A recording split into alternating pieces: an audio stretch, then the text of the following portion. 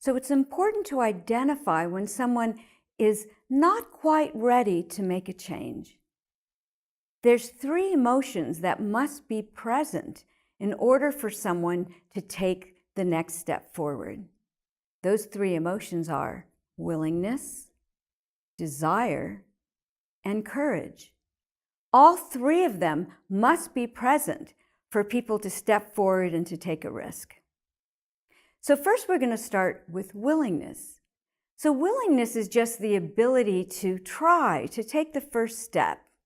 When people say, okay, I'm willing, they may not sustain the change, but they have to at least be willing to take the first step.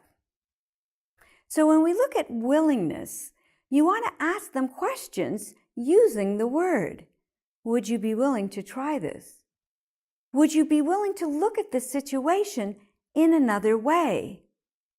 What would you be willing to do? What we're looking for is them to give you the step that they're willing to take. Once they say yes to doing something, then you know that they're ready to move forward. But then after willingness, the second emotion was desire. There must be desire in order to sustain the change over time. People might be willing to try something, but they're going to go back to their old behavior if they don't have desire. Now, desire must be aligned with something the person wants. What is their goal? What is their purpose? What is it that they want to achieve? It's not just a promotion. It's why do they want that promotion? This is an important conversation to have with them. People shouldn't just be taking on a new role just because that's the next step in the career, that's the next step in the company. They should have a purpose for this, because it's that purpose that's going to sustain the change, even when they start to feel uncomfortable, on their bad days, when they're not sure that they're going to make it. So it's very important for you to ask them the questions. Why do they want to make this change? What makes this important to them in their life? You want to look at what are their personal values and how does the changes align with their values? What does their future look like beyond the next role? And how does this fit in with that? It's so important that you help them identify why this is important to them, because it's going to help them get through those difficult times and any fears they may have. You need desire to sustain the change over time. But also there's another technique that you can use in order to help them, because even when they know that they're willing and they have desire, on a regular basis, you want to sustain the change by identifying what they're doing well.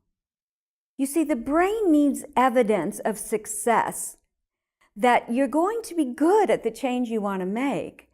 Otherwise, it'll say, no, this is too hard. So a good practice, even for you, is at the end of each day to look at, what did I do well today? Not what did I didn't do, what went wrong, but what did I do well? Tell your brain, I can do this. And even in every mentoring session, as you go away, you want to say what worked well. Don't focus on what didn't work. That will help you. But also then you need to do that for your mentees. You need to honor what they've done, what they've tried. Give them acknowledgement. Encourage them to continue to do the things they've done well. Because that way the brain will support them in making the changes over time. Finally, the third emotion is courage. So we have willingness, desire, and courage. People can have willingness and desire, but maybe they just don't have the courage to do it. So courage could sabotage them. When we look at courage, courage is only present when there's fear. If there's no fear, it's not courage. So understanding we all have little fears. We don't make that phone call that may be difficult, or we don't go see that person that we had a conversation that didn't go well last time. So we want to notice fears so we can breathe through them and overcome them.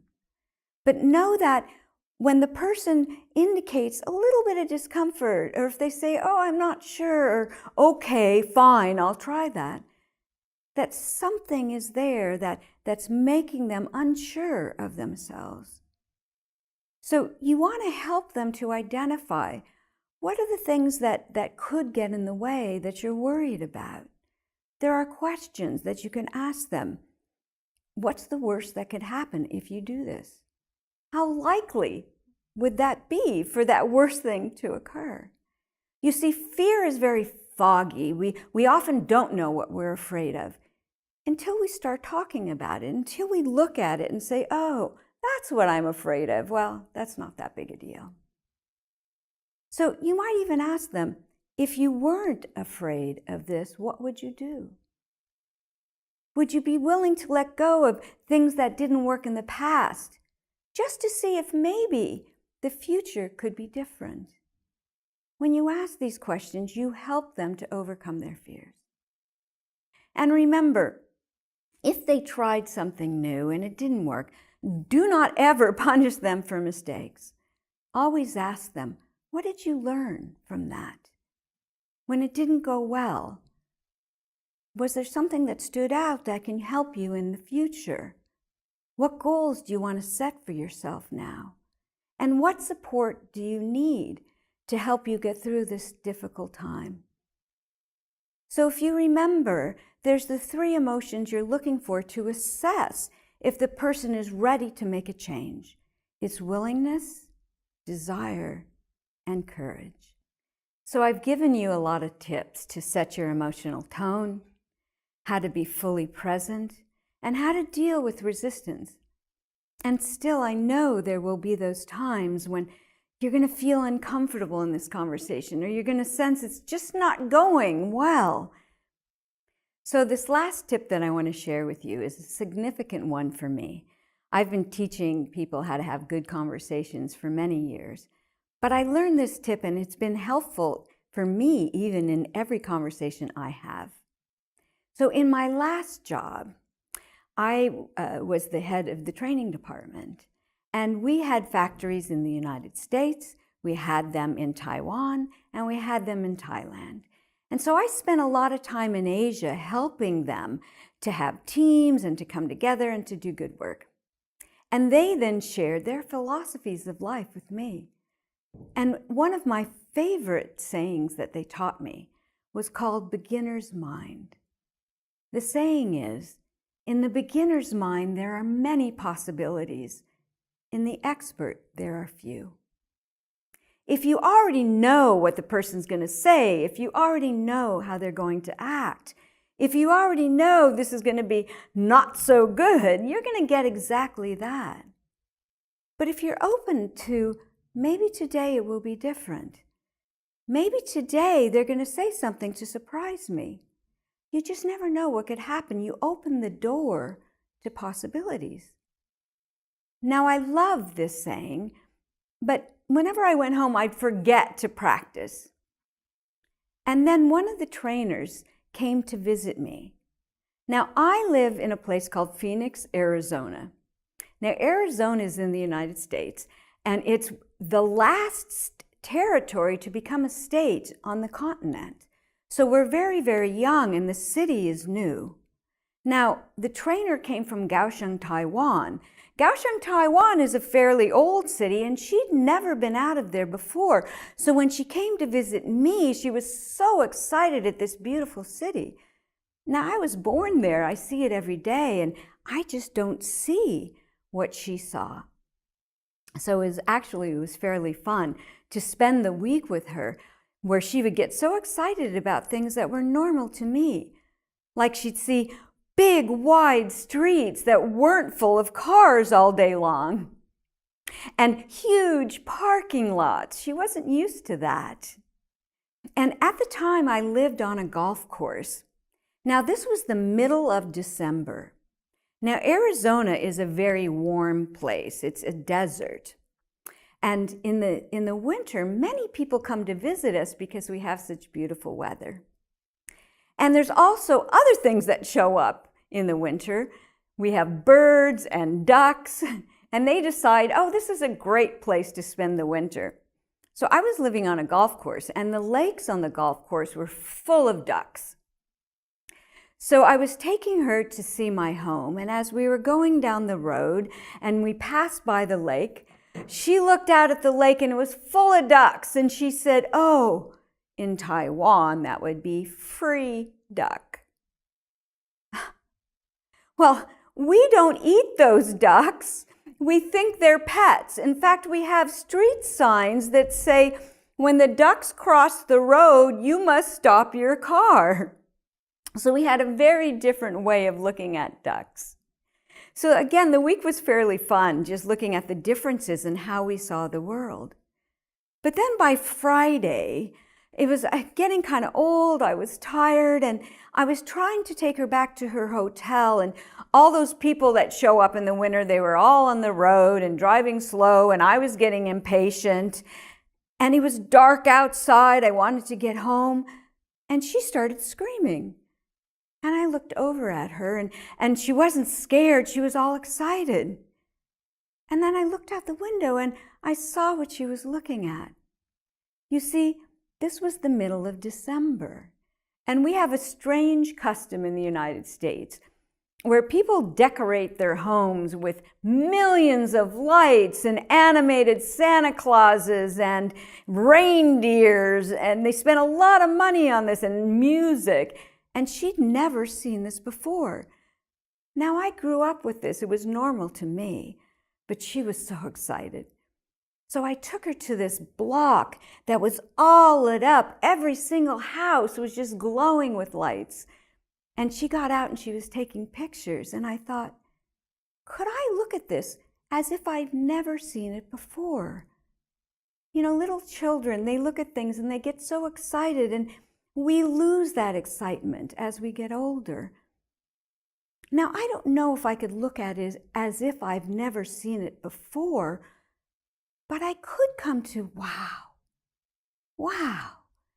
Now, it takes a real shift in your mind to try to go back to, wow, look at this. But I could, for moments, I could see the lights as if I hadn't seen them, and the colors, and it was so exciting. And so I spent the next week looking at things that are normal to me as if I'd never seen them. So my coffee cup, and the things on my desk, and my car. And I found these little dents in my car that I hadn't noticed, because when you start looking at things brand new, you see details. And I found that I could do this with situations and things and people I liked. But it was difficult to do it with situations and people that I struggled with. So I had a chance to practice with my cousin Stuart. Now, Stuart grew up in Cleveland, Ohio, which is quite a long distance from Phoenix, Arizona, so I didn't have to talk to him too much. So Stuart had a way of talking where he talked really slow and took forever to get to the point.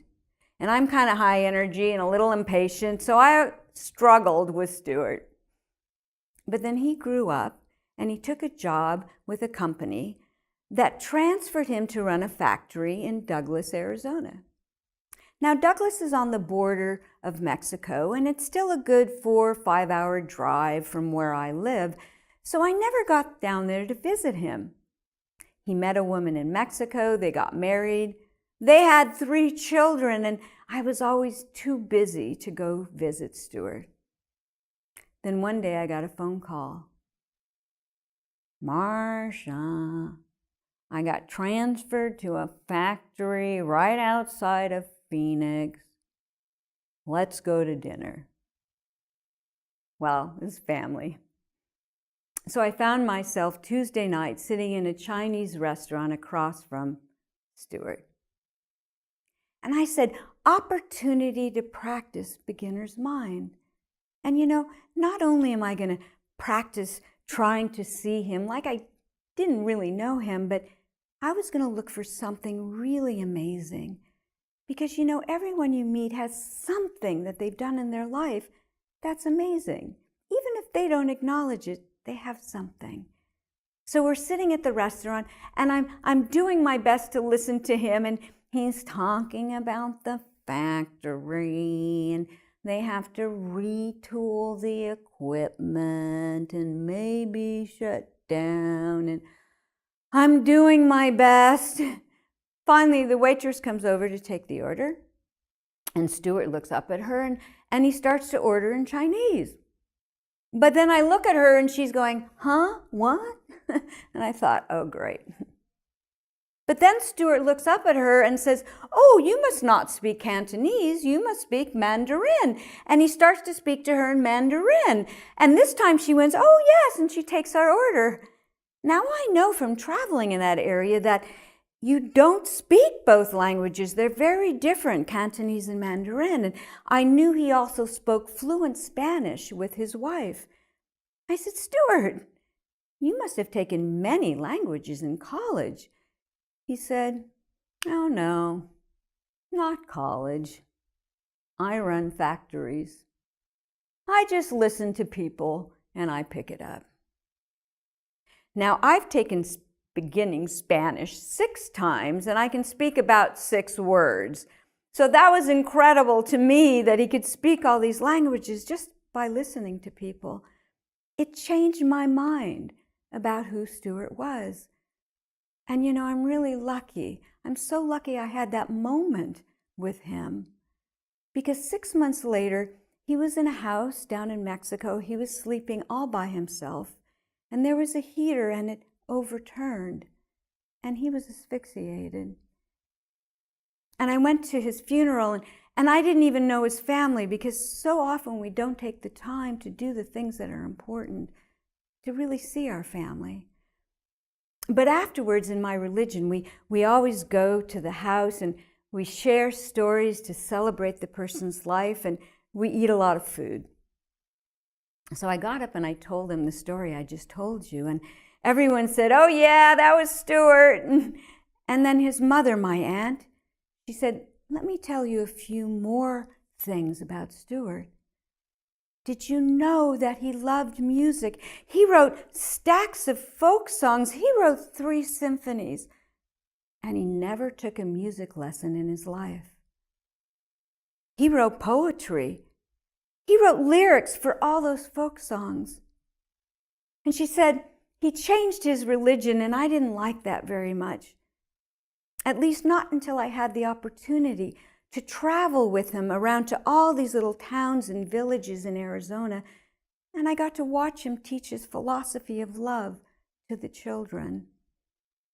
At that moment, I promised her that every chance I had, every class I taught, that I would share this story about Stuart.